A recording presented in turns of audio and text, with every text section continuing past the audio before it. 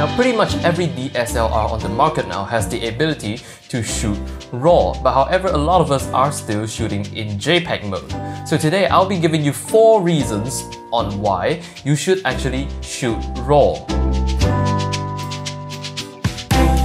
Now the first great reason on why you should shoot RAW is because you can actually save a bad exposure. So let's say you take a picture and it's over or underexposed. Now shooting in RAW allows you to recover a lot of detail, highlight and shadow from the RAW file. So even though highlights that are blown or shadows that are crushed, you can still bring back a little bit of that detail in RAW file. So this is actually quite important because let's say you have the money shot, you have the shot, you have the ultimate shot, but you over or underexposed it. So if you're shooting in JPEG, then that picture is gone. You can't recover the crushed shadows, you can't recover the blown highlights from any JPEG because it's just so compressed. But with a RAW file, you can still save that detail. Now moving on, the second reason on why you should shoot RAW is because you won't have any worries about white balance. Now if you're shooting in JPEG and the white balance goes wrong, then your picture will be terribly discolored. But if you're shooting RAW, it's completely fine because you can still adjust the white balance even after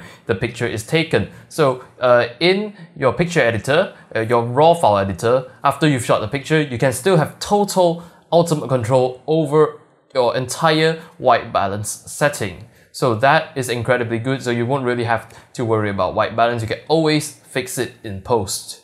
So the third reason to shoot RAW is because you get exactly what you shot.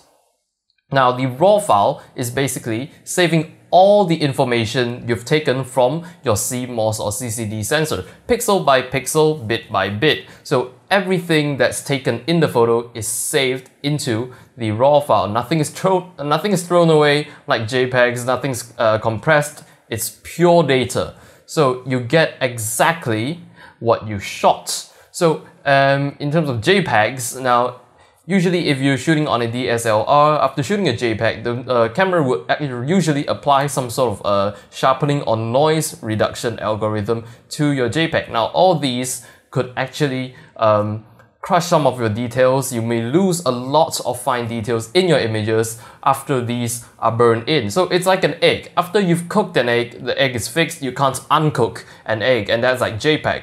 But with RAW files, you can do whatever you want with the egg. You can cook it in whichever style you want. So that's why it's called a RAW file. Now finally, by shooting RAW, you get to tweak your picture parameters manually. So you get to do all the tweaking by yourself. Now, like I said just now, if you're shooting in JPEG, the camera will apply some sort of a noise reduction or sharpening algorithm to your photos. Now with RAW, you can apply it yourself, and it's always better to apply it yourself compared to having the camera do it for you because the effect will just look so much better.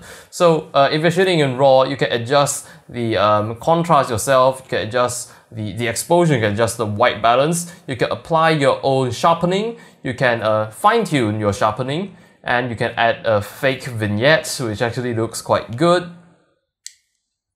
And of course you can apply noise reduction manually. So it's all very fine-tuned if you do it yourself, and you can get the most out of your photos if you shoot RAW. So here are 4 reasons on why to shoot RAW. It's a very short clarification. Just 4 reasons for you to get started shooting RAW. So if you haven't started shooting RAW, I recommend you to go ahead and shoot RAW. Now, although it's a very different and a lot more complicated and resource-consuming workflow, however, it's the way to get the best results out of your photos. So thank you very much for watching, and I'll see you in the next video.